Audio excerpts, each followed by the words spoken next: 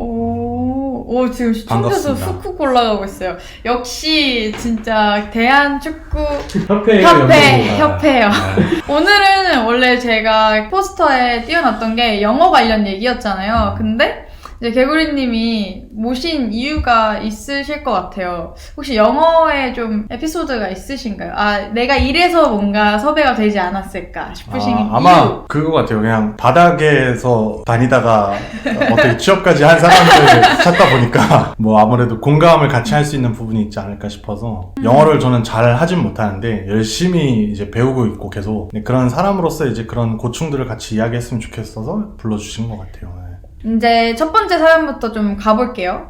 프로축구 구단 입사를 희망을 하는 학생입니다. 포토샵, 커말은 따놓았는데 외국어는 되게 약해요. 외국어가 필수인 곳이 많을까요? 이게 되게 포괄적인 질문인 것 같거든요, 저는. 근데 일단 메인 질문은 외국어가 필수인 곳이 많을까요?인데 실제 실무자시잖아요. 그렇죠.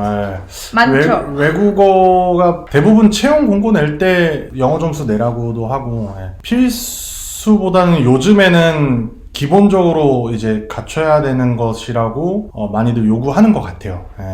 이게 진짜 지금 맞는 말씀을 하신 게 필수가 또 꼭 정해졌다. 너 외국어 해야 돼 이 느낌은 아닌데 모두가 하니까 뭔가 상대적으로 필수가 된 느낌?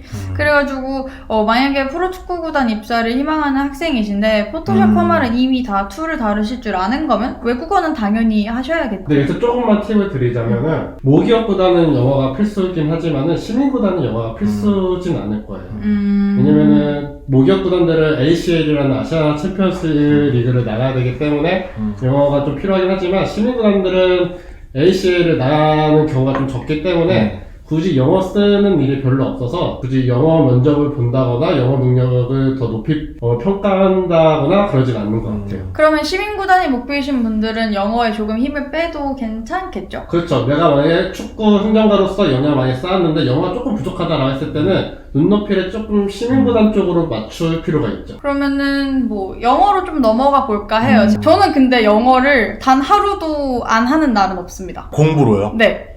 저는 토플 단어를 아직도 외우고요. 100을 넘게 땄는데도 매일 공부하신다고요? 네, 진짜 매일 해요. 언제? 아침에? 저녁에? 네, 아침에.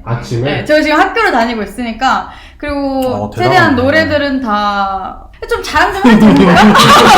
근데 제가 정말 열심히 했던 건 저는 영자 신문을 정말 열심히 봐요. 그러니까 제가 신문을 정말 못 보고 스포츠 뉴스도 되게 안 좋아하는데 이렇게 말하면 되게 웃기실지 모르겠지만 영어는 뭔가 공부한다는 생각이 들어서 집중이 잘 되잖아요. 그래서 안 졸더라고요. 이런 신문이나 기사를 봐도. 그래서 그 중앙일보에 제가 정기 구독을 해놔서 그 기사는 무조건 영어로 읽습니다. 그럼 아침에 밥 먹으면서 그거 보시는 거예요? 네. 학교 가서도 보고. 왜냐면 관심 있는 분야를 영어로 보면 조금 덜 지루하고 이해가 좀 빨라요. 정치 이런 거 보면 막 어려운데 스포츠 뻔하잖아요. 베이스볼, 바스켓볼 이런 거 나오는데 알아서 이렇게 문맥이 읽혀지니까. 그래서 저는 좀 좋아하는 것 같아요. 저는 토플을 잘 몰라서 그러는데 토플이 110점 정도면 토익으로는 몇 점 정도예요? 그게? 토플 만점이 120점입니다.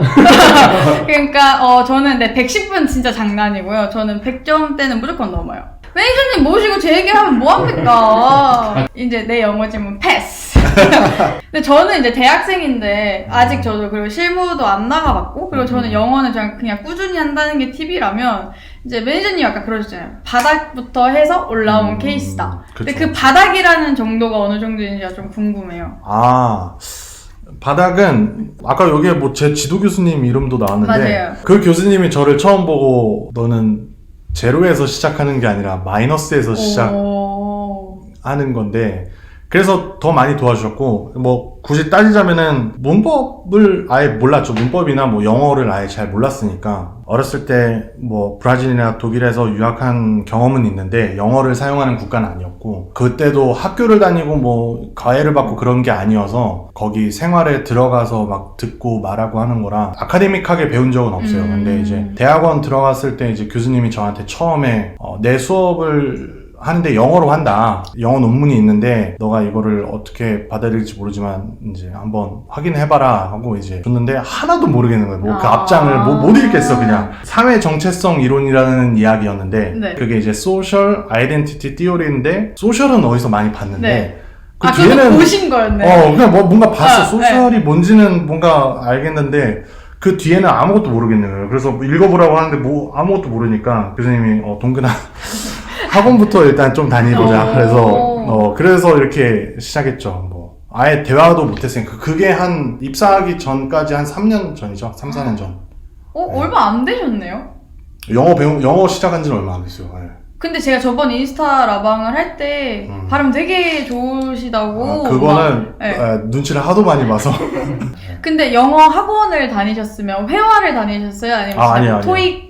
저는 처음부터 영어를 배운 게 영어 공부를 해서 미국에 박사를 가야겠다가 이제 목표였기 때문에 아카데믹 베이스로 하는 아까 토익하고 토플 얘기했는데 토익은 약간 비즈니스 쪽에 그쵸. 특화되어 있다면은 토플은 이제 교육 아카데믹한 베이스에서 시작을 하니까 그거를 배웠죠. 이제 처음에 왕기 초반을 2달 들었어요. 이해가 잘 안 돼서. 근데 그거 맞죠? 가면 진짜 단어부터 외우게 단어부터 외우죠. 단어부터 외우고 이렇게 줄 세워서 그 뒤에 남학생 해서 보이가 뭐죠? 그러면 뭐였지? 뭐 이런 하고 뭐 이런 시절이 있었죠. 근데 진짜 저는 매니저님 섭외는 정말 잘했다고 개구리님이 한 업적 중 최고라고 생각을 하는 게 다들 막 바닥이었어요 라고 하시면 그래도 웬만큼 토익은 하실 수 아는 정도 약간 이 정도인데 정말 노베이스셨던 정말 거잖아요. 노베이스였어요. 여러분 다 들으셨죠? 할 수 있어요 영어. 근데 테네시 연수 6개월 썰 풀어주실 거 있으세요? 요거는 근데 테네시 연수 이분이 잘 알고 있는 것 같은데 이제 테네시 대학교와 국민체육진흥공단에서 이제 그쪽으로 컨택해서 이제 보냈는데 플로리다로 바뀌었어요. 플로리다 그 게토레이 만드는 학교 유니버시티 오브 플로리다 거기로 바뀌었죠. 거기서 재밌게 영어 많이 감사히 잘 배웠습니다. 그럼 거기 동기분들이랑도 아직도 연락하시는 거예요? 네, 그쵸. 뭐 가끔씩 연락하고 이제는 뭐 사실 좀 시간이 지나서 이제 뭐 각자의 일도 바쁘고 하니까 뭐 그런데 거기 같이 갔던 mem버 중에 한 명이 저랑 같이 입사했어요. 그 대한축구협회에. 그분도 영어를 잘 하셨나요? 그분도 영어를 못했죠. 그분도 저는 되게 대단하다고 생각한 게 프로 선수까지 했어요. 그래서 아예 선수를 프로까지? 프로 선수까지 하고 그 선수로서 이렇게 막 큰 화려한 빛은 못 받았지만 프로 생활을 하면서 이제 차선책을 준비하냐고 나름 이제 영어 공부 다니고 뭐 해서 여기에 말 나온 김에 제가 막 개구리님하고 얘기하면서 체육진흥공단에서 하는 이런 프로그램도 좀 있으면 알려달라고 해서 이제 뭐 여기다 이렇게 정리는 했었는데 이제 그분이 그거를 많이 했어요. 그분은 이제 처음 그만두고 은퇴 선수 대상으로 영어 초급, 중급 이제 하고 나서 해외 연수 과정까지 해서 추후에는 체육인재 육성재단에 인턴십까지 들어가서 하셨고 저랑 이제 같은 시기에 대한축구협회에 들어왔죠. 그 프로그램 어디서 신청하는 거예요? 정확히 모르는 분들도 있을 것 같아가지고. 예전에는 그게 체육인재 육성재단이라고 아예 체육인재 육성재단이 있었는데 지금은 이제 그게 2016년에 이제 생활체육 통폐합하면서 조직이 이제 합쳐져서 지금은 국민체육진흥공단의 체육인재육성단인가? 아마 체육인재아카데미? 뭐 이렇게 있을 거예요. 거기 안에 이제 전문가 역량을 키우는 거, 뭐 국제 역량 키우는 거, 스페셜하게는 여성 뭐 리더십 교육 과정 뭐 이런 것들이 있어요. 영어를 초급부터 가르쳐주는 것도 있는 건가요? 그쵸. 초급부터 하는 것도 있죠. 근데 지금 그때 당시에는 은퇴 선수 대상으로만 했던 것 같은데 지금도 그렇게 하는지는 잘 모르겠어요. 저도 확인은 해봐야 되는데. 근데 되게 좋다. 은퇴 선수들 다 교육해주시는 거잖아요. 다시 사담으로 넘어갈까요? 근데 얼마나 걸리셨어요? 영어 논문을 보고 읽고 쓰는 게 가능할 때까지. 이거는 그러니까 제가 13년 3월에 대학원을 입학했는데 이제 1월 정도에 이제 면접을 봐요. 뭐 이렇게 해서 그때 교수님이 저한테 말씀을 하셨어요. 영어가 안 되면은 사실 수업을 따라오기가 힘들다. 왜냐면 모든 논문 다 영어로 하고 국제 컨퍼런스나 뭐 학회 같은 데 가서 발표도 해야 되니까 그냥 저는 아무 생각 없이 다 한다고 할 수 있다고 그냥 뽑아만 달라고 했는데 이제 안 뽑힐 줄 알았어요. 근데 사실 면접 볼 때 영어를 보기보다는 그 기본 스포츠 관련된 상식이나 이런 걸 많이 물어보거든요. 그러니까 이제 그런 걸로 빡세게 준비해서 했더니 이제 붙어서 이제 교수님 앞에 나타났죠. 야, 너 어떻게 했어? 그래서 이제 왔으니까 교수님이 이제 해야 된다. 배워야 된다. 그래서 아까 말씀드린 것처럼 그 영어에 대해서 좀 약하니까 그때 이제 왕기초로 시작해서 그 2013년 3학 3월에 이제 첫 학기가 시작됐고 7월엔가 말레이시아에서 국제 학회가 있었어요. 네. 그래서 거기에 아예 너가 주제를 잡아서 연구 논문을 쓰고 발표까지 해라. 영어로. 그러니까 이제 뭐 4개월인데요, 4개월? 예, 교수님이 엄청 막 해 이런 게 아니라 동기부여를 되게 많이 시켜줬어요. 그리고 엄청 많이 도와주시고 학원에 다니면서 이제 아침 7시에 학원 가고 9시부터 6시까지는 이제 연구 조교해야 되고 수업도 들어가야 되고 하고 그 다음에 8시에 또 똑같은 수업을 또 들었어요. 그러니까 내가 자신이 없어서 혼자 막 공부하는 방법을 모르니까. 그래서 와. 그렇게 듣고 이제 집에 가면은 잘 것 같아서 다시 연구실에 왔죠. 연구실에 와서 이제 뭐 그때 뭐 그냥 이거 되게 꼰대 같은 소리인데 2시, 3시까지 막 했어요. 공부를. 그날 했던 거 뭐 아까 단어 공부하는 것부터 시작해서 막 그렇게 하고 한 2달 그렇게 달리니까 읽는 방법 뭐 주어 동사 어디서 끊고 뭐 문단 어떻게 나뉜 거고 아 이게 뭐 부사절이 뭐고 뭐 이런 거를 이제 그때 알게 되니까 그렇게 2달 하고 이제 교수님이 대략 보고 너 그러면 한번 글 써봐라 해서 국문으로 먼저 써보고 네. 3개월 차에 이제 영문으로 이제 했는데 교수님이 이제 너 연애 편지 안 써봤냐? 너 논문을 쓰고 하는데 아무리 영어라도 그렇지 설득력이 하나도 없다. 이 와, 근데 관계도 교수님 되게 없고. 좋으시다. 그래서 교수님이 이제 한 이틀 주말 동안 교수님이 날 밤새서 그걸 수정을 다 해주셔가지고 되게 아메리칸 스타일의 교수님이에요. 되게 좋으신 분이에요, 진짜. 아메리칸 스타일이 토일이 없으신 아, 교수님이신가요? 자기 제자를 위해서 근데 네, 진짜 그런 걸 대박이다. 해주시죠. 네. 저는 개구리님이 이런 모습을 좀 본받을 수 있으면 좋겠어요. 네. 그렇게 아무튼 해서 초고를 하고 그게 이제 받아줘서 학회 가서 발표를 해야 되죠. 근데 저는 솔직히 포스터 발표 같은 걸 시킬 줄 알았어요. 이렇게 내 연기에 대해서 딱 해놓고 서 있으면 이제 오면은 아, 이 연구 뭡니다 하고 그냥 개인적으로 맞아, 이제 이렇게 하는 건데 그런 거 없다고. 무조건 오럴 프레젠테이션 해야 된다 해서 그러니까 그런 챌린지가 저한테 주어지니까 실망시키고 싶지 않으니까 막 했던 거죠. 근데 이제 뭐 그걸 어떻게 알겠어요, 제가. 그래서 아예 총 대본을 만들어서 연기를 했어요. 연기를 그냥 달달달 외워서. 근데 이제 달달을 외우는 게 그냥 무의식에 외우는 게 아니라 이건 지금 내가 이거 얘기하는 거고 뭐 여기서의 중요한 건 이제 다음에 뭐다 이거를 이제 하니까 그 3개월을 하고 나니까 자신감이 붙었어요. 되게. 그래서 딱 성공하고 나서 질문을 딱 하는데 교수님이 딱 앞에 나타났죠. 앞에 나타나서 얘가 했던 연구는 이런 거고 이제 디펜스를 다 해주셨어요. 그래서 이제 그렇게 하고 교수님이 이제 영어 공부는 너의 인생에 이제 이걸 잘하라고 너한테 하라고 한 게 아니라 그냥 이제 영어 자체. 너의 삶에 있어서 되게 유용한 도구다. 그렇기 때문에 꼭 영어는 해야 된다 해서 그 감동도 많이 받고 공부도 많이 했죠. 그래서 진짜 좋은 스승님 만나신 것 같은데요? 대박이다. 그쵸. 권영희 교수님 감사합니다. 그러면 이제 다음 질문도 한번 읽어볼게요. 이분은 이름을 밝혀도 된다고 했지만 이름은 안 밝힐 거고요. 제가 이걸 화면에 안 띄우는 이유는 너무 길어서 캡처가 안 돼요. 일단은 학생이시고 강남대학교를 다니고 있고 과는 체대가 아닌 공공인재학과를 다니고 계시대요. 그러니까 법하고 행정을 배우고 계시다고 하는데 꿈에 대해서 말씀을 드리면 세계적인 축구 스포츠 에이전트가 되고 싶으시대요. 그래서 최종 목표인 영구 CAA 베이스 에이전시, 그러니까 손흥민 선수 에이전시에서 일하려면 영어 중요하니까 영어 공부 열심히 하고 있습니다. 그래서 일단 아무 축구구단이나 국내 에이전시에 들어가서 조금 약간 발을 디디는 게, 그러니까 본인의 경험을 쌓으시는 게 되게 중요하다고 생각을 하시는 것 같은데 당사자 본인이 개인적으로 좀 욕심이 많으시대요. 그래서 K리그 1부도 좋고 2부도 좋고 3부도 좋고 다 좋으니까 그냥 통역사로 취업을 시켜준다고 여기 잡알리오 카페에서 보셨다고 해요. 그러면 구단 통역사로 만약에 모집 공고에서 취업을 한다고 운 좋게 나중에 뜨면 어느 정도로 영어를 잘해야 되냐라고 토익 점수는 현재 945점이시래요. 높으신 거죠. 근데 제가 생각했을 때 제가 통역 알바도 해봤고 실제로 이번엔 들어왔다가 열심히 까였지만 왜냐? 개구리님이 최대 숙녀에 집중해 라고 하려고 안 했는데 통역은 그냥 영어를 하는 거랑 느낌이 정말 달라요. 왜냐면 한국말을 듣고 영어가 나와야 되거든요. 영어가 듣고 한국말이 나와야 되고 그러니까 이 머리에서 두 개 언어가 엄청 조화롭게 들려야 되고 그렇죠. 저도 한국말 듣고 한국어로 대답하고서 죄송해요 하고서 영어를 한 적도 많을 정도로 엄청 되게 헷갈리고 복잡하고 그냥 문서랑 정말 급이 달라요.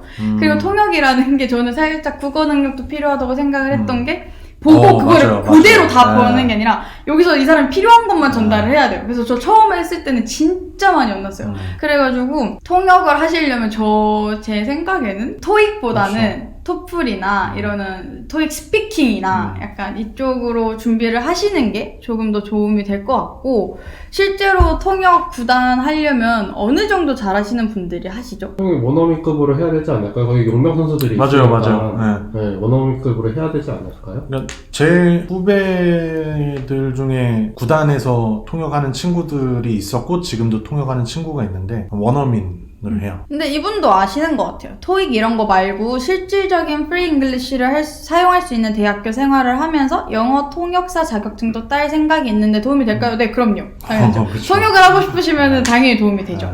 그리고 이제 제2외국어로 이분은 정말 축구의 올인이신 것 같아요. 제2외국어로 독일어 하나쯤은 더 자격증을 가지고 있으면 도움이 될까요? 도움이 되지 않나요? 아닌가요? 도움이 될 수는 있죠. 당연히 뭐 예를 들어서 K리그 구단에 독일 선수를 데려왔고 미국 선수를 데려왔는데 영어 통역, 독일어 통역 뽑을 필요가 없죠. 그러면 그쵸. 예, 그러면 이제 이분이 그 역할을 다 할 수 있는 거잖아요. 그러니까 뭐 어쨌든 도구가 많으면 많을수록 유리한 건 사실이죠. 근데 내가 취업을 언제 할 수 있는지 그런 타이밍도 있는 거고 시간에 맞춰서 내가 그걸 어떻게 전략적으로 가져갈지도 생각을 해야죠. 근데 저는 조금 이게 조심해야 된다고 생각을 하는 게, 통역을 하고 싶으신 거면 영어를 정말 원어민 수준으로 네. 하시고 나서 독일어를 하는 게 맞다고 생각을 하고, 저도 되게 외국어 배우는 걸 좋아하는데 저는 언어들 간의 유기관계를 보고 배우거든요. 그러니까 영어랑 한국어는 정말 어순도 반대고 배우기가 힘들잖아요. 근데 영어랑 비슷한 어순을 가진 그런 언어들부터 배우는 게 저는 조금 더 현명하다고 생각은 해요. 근데 또 독일어가 지금 아예 선수들 때문에 분데스리가 진출 때문에 하고 싶으신 거면 정말 일상 수준, 일상 대화 수준 가능한 정도까지만 하셔도 자기한테 엄청난 이득이 되지 않으실까. 그렇죠. 이분이 진로 방향을 정말 잘 잡은 게 에이전트를 하고 싶으신 거잖아요. 근데 그쵸. 그 중간 과정을 이제 통역사를 하겠다라고 한 건데, 실제로 통역하시는 분들이 에이전트로 넘어가시는 분들이 되게 많거든요. 그래서 통역뿐만이 아니라 선수 운영팀에 계셨던 분들도 이제 에이전트를 하는데, 그렇게 할 수 있었던 이유는 뭐냐면, 통역이나 선수 운영팀에 계신 분들은 선수들과 친하다 보니까 또 영어도 되다 보니까 이렇게 에이전트로 쉽게 넘어갈 수 있는 것 같아요. 맞아요. 최근에 보면은 전북현대에서 통역하셨던 분이었는데, 그분이 이제 에이전트를 하시는데 그 최강희 감독이랑 김신욱 선수의 에이전트로 활동하고 계시더라고요. 네, 그렇게. 그래서 내가 만약에 에이전트가 꿈이다라고 하면은 이렇게 선수단 운영팀 통역사로 이렇게 입사를 하셔서 선수들과 감독들과 친분을 가지시고 그런 네트워크와 그런 영어 역량으로 에이전트를 하시면은 분명히 좋은 길을 걸을 수 있지 않을까 싶습니다. 이 부분은 그 방금 선수들이랑 인맥은 이게 그러면 뭔가 친해야지만 하네 라고 생각할 수 있는데, 비즈니스가 그래야 이루어지는 거기도 해요. 여기는 특히나 왜냐면 서로의 신뢰를 바탕으로 하기 때문에. 저도 처음에 운동을 그만두고 그때 좀 포르투갈어 조금 할 줄 아니까 에이전트 회사에서 연락이 막 와요. 우리 브라질 용병이 있는데 너가 같이 에이전트 하고, 그리고 제가 또 선수고 친구들이 운동을 하고 있으니까 이제 너가 좀 관리 좀 해주고 섭외도 하고 뭐 이런 방법으로 많이들, 그래서 처음에 운동 그만두고 많이 해가지고 지금 자리 잡고 하는 친구들도 있고. 저는 근데 사실 처음에 에이전트가 하고 싶어서 이제 그런 생각은 했었는데, 근데 하다 보니까 이게 적성에도 맞아야 돼요. 뭐 에이전트의 경우는 언어 능력이 막 엄청 필수는 아니에요, 사실. 이 신뢰를 기본으로 하고 있기 때문에. 근데 이제 하다 보면 스타일이 안 맞고 하니까 이제 저는 접게 됐는데, 이건 되게 중요한 말 같아요. 예. 그러니까 에이전트는 나이 어리신 분들이 하기에는 조금 이른 감이 있고, 어디서 경력을 쌓고 30대 중반 정도부터 시작하는 게 가장 적당하지 않을까 싶어요. 네. 맞아요. 그리고 질문 엄청 오시네요. 현재 대학교 4학년이고 현재는 휴학을 하고 모 구단에서 인턴을 하고 있는데, 구단 인턴 하면서도 다른 자기 개발이나 취업 준비를 병행하는 게 맞겠죠? 영어는 아직 유효기간이 남아서 안 해도 되는데 다른 자소서나 이력서 준비를 계속 해야겠죠? 인턴이 끝나면 다시 학교로 졸업 필수 과목들 때문에 돌아가야 합니다. 당연히 해야죠. 당연히 그쵸? 다 아시는 내용을 한 번 더 확인받고 싶으신 거라면 네, 맞아요. 아니, 정규직으로 들어가기 전까지 끊임없이 노력하고 정규직으로 입사해도 노력하시지 않으셨나요? 해야죠. 제가 알기로 매니저님 막 그때 스페인 학원 다니거나 그러지 않았나요? 그쵸. 스페인어 학원 다녔었죠. 네, 공부하려고. 입사하고도 다 자기 개발합니다. 네, 그냥 노는 사람 없습니다. 그렇고, 자, 다음 질문. 축협 또는 축구연맹에서 일하고 싶은 대학생입니다. 아시다시피 점점 한국의 젊은 인구들이 줄어들고 있고, 많은 사람들이 수도권으로 옮겨가고 있잖아요. 지방 연고의 구단들은 10년, 20년 후에 잠재 팬덤 부족 현상에 직접적인 타격을 받을 텐데 혹시 연맹과 협회에서는 이러한 사회 문제를 어떻게 인식하고 있는지 어떠한 구체적인 비전을 가지고 있는지 궁금합니다. 어렵다. 진짜 어렵다. 이거는 협회나 연맹에서 뭐 어떻게 인지하고 있는지는 사실 제가 알고 있진 못한데 개인적으로 몇 달 전에 이 생각은 했어요. 어쨌든 점점 국가대표라는 또는 이제 국가적으로 모아서 한편으로는 내셔널리즘이라고 또 해석이 돼서 막 이렇게 좀 부정적인 이미지도 있는데 이제 그런 게 영국 같은 경우에는 지역 기반으로 다 돼서 이제 클럽도 운영되고 하잖아요. 근데 이제 우리나라는 그렇지 않은 부분이 많아서 왜 그런 고민을 하다가 근데 인구는 계속 이분 말대로 다 서울로 오고 있고 맞아요. 근데 프로 구단들은 다 지방에 있고 지방연고. 뭐 축구뿐만 아니라 뭐 배구도 마찬가지고 농구도 마찬가지고 뭐 야구도 그렇고 어떻게 해서 살아남아야 되지라는 생각을 한 적이 있는데 뭐 이분이 말씀하시는 거가 그냥 허무맹랑한 소리는 아닌 것 같아요. 이거는 분명히 인식을 해야 되고 그 다음에 전략을 가지고 만약에 취업을 준비하신다고 하시더라도 이 부분을 고려를 하는 것도 좋은 것 같고 근데 이제 축구협회나 프로연맹은 아마 고민을 할 수 있을 것 같아요. 직접적으로 연관이 있기도 하고 협회도 당연히 이제 저희는 이제 아마추어 쪽을 관장하다 보니까 그 지역의 인구가 줄어들고 학교팀이나 이런 조그만 클럽들이 없어지면 이제 저변이 죽게 되고 하니까 그건 저변 확대를 하는 생각을 하긴 있는데 프로연맹하고 축구협회가 이렇게 딱 머리를 맞대서 이러한 문제를 다룬 적은 없는 것 같아요. 근데 뭐 말씀하신 것처럼 그런 문제는 충분히 인식을 해야 되죠. 네. 그리고 아까 방금 질문하셨던 그 통역 관련을 질문하셨던 분인데 현재 저는 강남대학교에 다니고 있고 경기도권에 위치하고 있어서 개인적으로 저는 제 모교에 대해서 좋고 만족도도 높습니다. 교수님도 다들 뛰어나시고 친절하십니다. 근데 개인적으로 편입을 준비하고 있는데 이게 편입을 하는 것이 맞는 건지 시간 낭비인 건지 개인적으로 궁금합니다. 나중에 축구 취업을 할 때 학벌을 본다는 등 편입생은 어차피 순수 수능파가 아니라서 편입생을 취업해서 뒤떨어진다는 등 이상한 소리가 많던데 개인적으로는 민감한 이야기지만 학벌이 왜 이렇게 프로축구 구단 클럽 대부분 들어가 보니까 지원 자격 4년제 대학교를 졸업하시오가 써있을까요? 되게 예민한 주제네요. 근데 저는 되게 꼭 한 번쯤은 나왔을 법한 주제? 꼭 나왔으면 좋겠다 싶은 주제이긴 학벌을 했거든요. 너무 많이 본다라는 게 요점인 거죠, 제가? 그쵸. 그러니까 학벌을 너무 많이 본다가 팩트라면 편입을 하는 게 맞을까요? 아니면 그게 너무 시간 낭비일까요? 그 편입도 정답일 수도 있고요. 근데 편입할 수 있는 시기가 좀 지나쳤다라고 하면은 충분히 대외활동으로도 역전이 가능하거든요. 그렇지 않나요? 그쵸. 꼭 대한축구협회도 꼭 학벌이 이렇게 좋으신 분만 있는 건 아니잖아요. 그쵸. 그때도 우리 인스타 맞아요. 할 때도 얘기 나왔던 부분인 것 같은데 저도 궁금한 게 개구리님한테 궁금한 건데 이러한 질문들이 계속 이어지잖아요. 실질적으로 이제 취업에 성공한 분들이 소위 말하는 그런 명문대나 이제 수도권에 있는 분들이 많나요?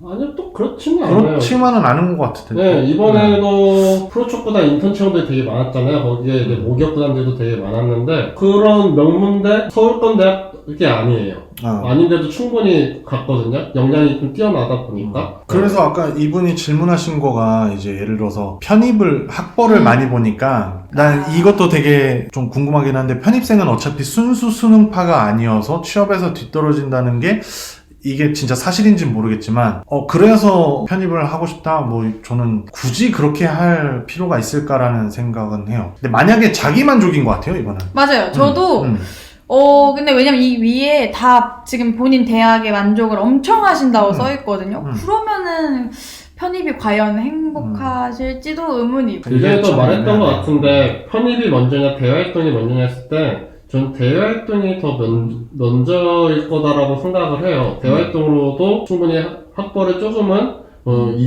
극복할 수 있는 부분이 이니까. 근데 내가 어느 정도 지금 뭐 대활동도 어느 정도 했고 좀 여유가 있다라고 하면은 편입도 한번 해보셔도 된다라고 생각을 해요. 어쨌든 우리나라에서는 학벌도 중요하기 때문에 만약에 좀 여유가 되고 시간이 된다라고 하면 1년 정도는 한번 투자해볼 필요는 있지 않을까. 근데 편입 공부하느라 대외활동을 못했다라고 하면은 정말 매력이 떨어질 거예요. 커리어 시장에서는. 그러니까 저는 자기 객관화를 먼저 하고 내가 아까 개구리님 말씀하신 것처럼 내 대외 활동이 좀 있고 이거를 1년 정도 투자하는데 내가 큰 무리가 없겠다라고 본인이 객관화해서 판단하면은 가서 도전해보는 것도 맞고 아니면 뭐 그것까지 굳이 내가 할 필요는 없을 것 같다. 내가 이걸로 승부 볼 수 있을 것 같다 하면은 도전을 하는 것도 낫죠. 다들 되게 공감 많이 하시네요. 그러니까 저는 이게 질문이 계속 많아서 돼요. 그때도. 근데 분명한 거는 인식이 조금 그런 건 바뀌고 있는 건 사실인 것 같아요. 지금 예를 들어서 업무를 하다가 마주해서 이제 알게 되면은 뭐 호구조사 하려고 한 건 아닌데 이제 뭐 그냥 얘기하다가 나오면 그렇구나 하면 진짜 우리 많이 바뀌고 있다라는 게 뭐 굳이 막 서울의 유명한 대학이 아니어도 뭐 아까 그 지역 구단 뭐 이렇게 말씀하셨는데 그 지역의 대학을 나오고 그 지역에 대해서 잘 알면은 그 지역에서 일하는데 더 유리한 거 아닌가요? 그러니까 그 기준을 꼭 학벌이 뭐 네임밸류를 생각하지 마시고 물론 그게 취업을 하는 사람 입장에서는 그런 걸로 이제 고배도 마셔보고 했으니까 그러겠는데 꼭 그렇지만은 않다고 생각은 해요. 이거 있어요. 대외활동을 꼭 체육 쪽으로 하는 게 이득일까요?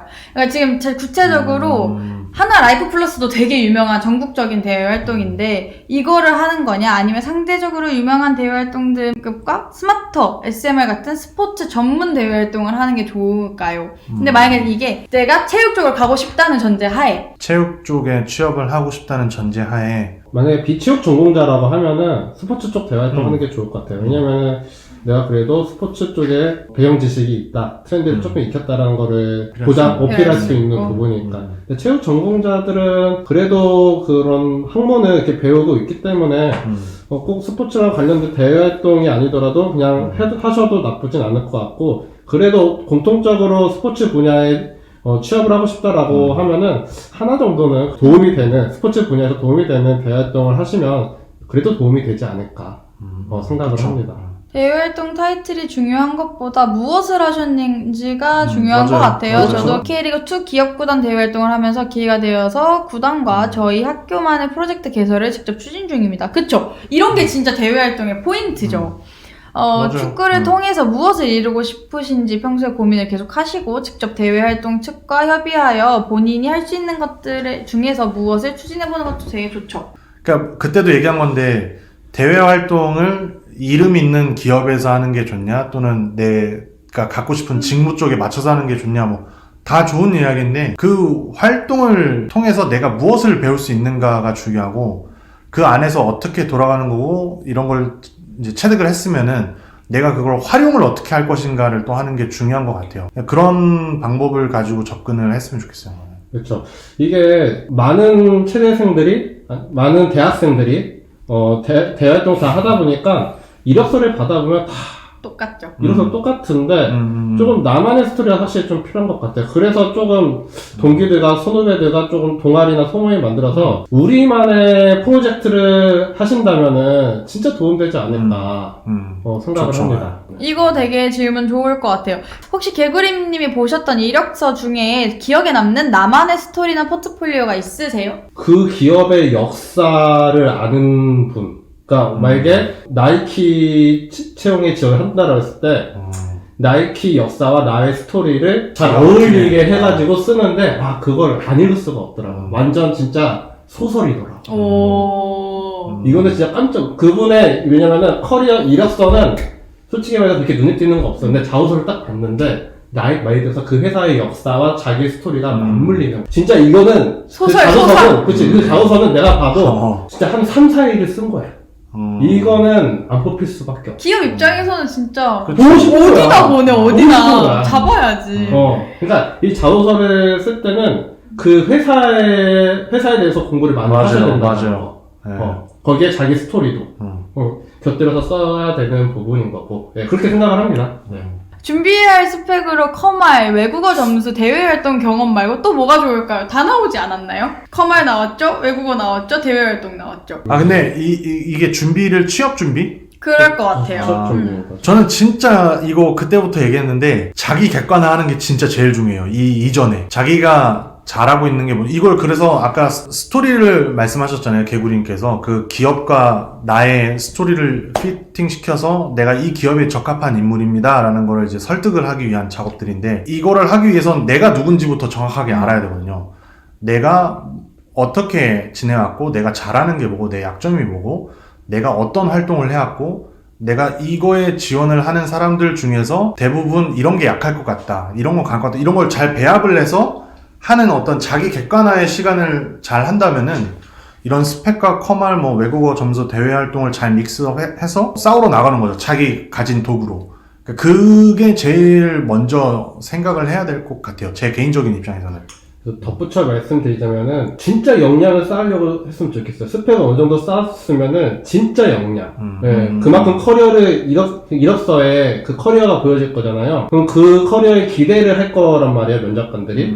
거기에 걸맞는 진짜 역량이 나와야 되는데 진짜 그 역량을 쌓으려고 했으면 좋겠어요. 그만큼 만약에 내가 축구 산업에 가겠다라고 하면은 정말 축구 산업에 대해서 공부를 해야 되는 거죠. 맞아요. 그 분야에 대해서 되게 공부를 많이 하시지 않으셨어요? 입사하시기 전에? 그렇죠. 입사하기 전에 제가 주변에서 계속 얘기하지만 운동만 해서 뭐 취업을 대외 활동도 이렇게 막 선배들이 하고 친구들이 하는 걸 못 봐서, 근데 들어갈 정보는 필요하고 뭐 어떻게 해야 되는지 그쵸. 몰라서 저는 진짜 구글링 맨날 해서 찾고 뭐 공청회나 뭐 체육회에서나 학회나 이런 거 따라다니면서 거기서 얻는 뭐 팜플렛이라고 그러잖아요. 책자 가지고 와서 그걸 메모해놓고 뭐가 지금 이런 게 문제구나.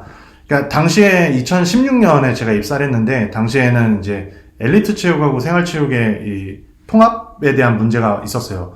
그러니까 그런 현안들을 찾아다니면서 그러니까 내가 누구하고 같이 상의한 거 아니고 그냥 체육 단체들이 지금 이걸 문제로 갖고 있겠지 뭐 이런 생각을 하면서 그렇게 진짜 그냥 맨바닥에 했죠. 그러니까 그만큼 스펙하고 아까 얘기한 것처럼 그런 역량하고 내 인풋이 있어야 돼요. 어쨌든 노력이 그거에 대한 내가 그 스펙이 부끄럽지 않을 만큼의 내가 거기 가서 이거에서 버튼 누르면 다 얘기할 수 있을 정도의 서칭이 다 돼 있어야 되고 그런 부분이 중요한 것 같아요. 네. 스포츠 산업군에서 일할 때 선수 출신이다, 이것도 한번 나왔었잖아요. 저희 선수 출신이다, 비선수 출신이다의 차이가 얼마나 많이 있나요? 그 부분도 알려주세요. 물론 스스로의 업무 역량이나 인성 같은 부분이 중요하지만 혹시 그 차이가 좀 있는지. 아무래도 선수 출신이면은 저도 이거는 저의 편협된 사고일 수 있는데, 선수 출신이 유리한 쪽은 기획을 하고 정책을 하는 기업, 조직 또는 그런 업무 역량에 좀 유리할 것 같아요. 아무래도 자기가 선수 출신으로서 성장을 했고 거기에서 얻어지는 어떤 뭐 좋은 점이나 뭐 부당함이나 뭐 또는 다른 나라 가서도 느낀 거 뭐 이런 것도 있으니까. 근데 이제 뭐 예를 들어서 마케팅을 하고 홍보를 하고 하는 데에서는 조금 그런 부분에서는 그게 과연 선수 출신이 공감이 많이 될까? 뭐 그런 부분도 있겠지만, 그래서 아까 말씀드린 것처럼 선수 출신이 유리한 쪽이 있는 것 같고 또 선수 출신이 아닌 분들이 또 잘할 수 있는 부분. 근데 어쨌든 선출이든 아니든 간에 둘 다 할 수는 있는 부분이죠. 네, 다 할 수 있는 거죠. 네. 근데 축구협회는 확실히 선수 출신이 좀 더 유리한 것 같아요. 상대적으로. 왜냐면 프로축구연맹은 선수 출신이 별로 없어. 근데 대한축구협회는 선수 출신이 좀 은근히 많아. 그거는 당연히 아마추어 종목들을 다루기 때문에 축구협회가 그런 걸 수도 있겠지만은 상대적으로는 프로축구연맹과 비교했을 때는 선수 출신이 조금 축구협회에 유리한 것 같다고 저는 생각해요. 토익 점수는 당연히 높을수록 좋겠지만 그래도 스포츠 산업계에서 이 사람 영어 공부 좀 했구나 하는 점수가 몇 점, 이게 되게 질문이 많네요. 그러니까 지금 보통 다 대학 학벌 뭐 그런 얘기를 하시는 것 같고 영어 얘기하시는 것 같은데, 이미 다 여기에 다 본인들도 알고 있어요. 알고 있는데, 내가 왜 그러냐면은, 나의 마음도 그랬으니까. 근데 이게 진짜 뭐 정형화해서 딱 뭡니다라고 말씀드리기가 진짜 애매한 것 같아요, 이거는. 그리고 뭐 예를 들어서 950이야. 뽑았어. 토킹이 안 돼. 야, 너 당장 저기 데리고 가. 미국 가 했는데 막 덜덜덜 떠는 거지. 근데 뭐 한 830이야. 근데 가서 잘해. 그러니까 그거는 모르는 거예요, 진짜. 왜냐면은 이거를 보기에는 객관화할 수 있는 어떤 점수가 몇 점이냐 해서 뭐 저도 소문으로 듣기에는 예전에 평창 조직위에 지원하려면은 950은 이상이 있어야 된다 해서 좀 저도 950 이상으로 맞으려고 했는데 이게 약간 애매한 게 그 이유가 문제인 거거든요. 아까 맞아요. 그래서 개구리님이 말씀하셨는데 스펙 쌓는 것도 중요한 만큼 역량을 키워야 되는 게 진짜예요. 그래서 뭐 예를 들어서 면접을 볼 때도 영어를 하다 보면은 알 거 아니에요. 그 상황에 맞는 뭐 이디엄을 쓰거나 뭐 아니면 뭐 문장이 나오거나 뭐 거기에 맞는 딱 정중한 말을 하거나 이런 거니까 점수로 꼭 국한돼서 생각하시진 않았으면 좋겠어요. 점수는 어쨌든 높으면 높을수록 좋은데 기준 컷이 있으니까 그거에 맞춰서 일단 준비를 하고 그 이후에 내가 기회가 왔을 때 거기서 얼만큼 퍼포먼스를 보여줄 수 있는지 그 진짜 실력? 그걸 키우는 게 중요한 것 같아요. 근데 방금 이게 이런 질문이 나올 수 있다고 생각하라고도 말했는 건데 네. 그래요. 맞아요. 역량이 중요하죠. 근데 어쨌든 내가 서류를 통과를 해야 되잖아. 맞아요. 그거 중요한 거예요. 그래서 아까 얘기한 것처럼 경쟁을 내가 체육 단체에 지원하는 지원자들만큼의 경쟁을 하지 않았으면 좋겠어요. 그냥 내가 지원하는 데는 대한민국에서 제일 들어가기 어려운 데라고 그냥 어디든 생각을 하고 준비를 하고 그만큼 내가 준비를 해놓고 그 안에 컨텐츠들을 채워 넣어야 되는 거죠. 근데 아까 얘기한 것처럼 기업에서 보통 요구하는 컷들이 있어요. 뭐 대략적으로 보는 게 뭐 그걸 심지어 공지하는 데도 있고 맞아요. 뭐 아니면 내부적으로 뭐 그래서 뭐 아는 선배가 있으면 아름아름 물어봐서 뭐 할 수도 있겠지만 뭐 그런 것들을 일단 해서 그 안에서 내가 스펙이나 뭐 이런 점수에 대한 컷들을 해놓고 개구리님이 아까 말씀하신 것처럼 자소서를 정말 자소설로 쓰듯이 막 정말 핏을 잘 해가지고 노력을 해서 하고 그러니까 그 모든 게 저도 취업을 해봤으니까 어렵고 그 과정이 힘들고 낙방되면 막 정말 짜증나고 뭐가 문제인지도 알려주지도 않냐. 맞아. 피드백이 없잖아요. 너 왜 떨어졌어? 왜 이게 떨어졌어? 없잖아. 그러니까 그만큼 가진 거 아니까 저도 근데 우리가 바꿀 수 있는 지금 시스템은 아니에요. 맞아요. 어쨌든 뭐 다 같이 일어납시다 하고 막 할 수 있는 건 아니니까 어쨌든 기준을 가진 거는 제가 넘어야 된다고는 설명을 드려야 될 것 같아요. 그걸 넘어서 준비하고 그 기준 이상의 자기가 내공을 다져야 되는 거죠. 네.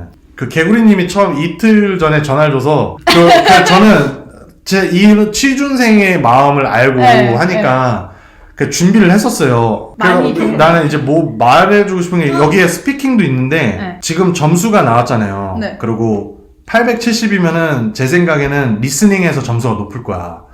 이 리딩에서는 많이 안 나올 수도 있어. 지금 리딩에서 치고가 나가야 돼. 근데 이제 그것도 중요한데 스피킹이 터져야 되는데 저는 영어 공부할 때 아까 말씀드렸듯이 지하 한 3층부터 시작을 해서 지금 이제 한 20층짜리 건물에 한 6층, 7층 정도 온 것 같은데 이걸 넘어가는데 중요한 거는 리딩이 되게 중요한 것 같아요. 그러니까 리딩의 능력을 키우고 뭐 이게 제가 아카데믹한 것만 이제 학원에서 배워서 그런지 몰라도 문장 구조를 분석하고 그래야 라이팅 되고 그래야 내가 대화가 이야기 입 밖으로 나와 이게. 그래서 리스닝도 중요한 만큼 이 리딩을 진짜 중요시 해야 될 것 같아요. 문법보다는 그 독해 능력이나 이런 거를 자꾸 하면서 눈에 익히고 하고 내가 말을 하고 싶을 때 그 인지가 되거든 그게. 맞아요. 제가 그 문맥으로 때려 맞추는 게 리딩인 거거든요. 왜냐면 그게 문맥이 좀 보이면 이게 이런 얘기겠지가 되는데 여러분 봐봐요. 연애를 해서 리스닝이 트이면 연애 편지를 쓰는 거예요. 오케이? 정확하네요. 리딩도 되는 거잖아.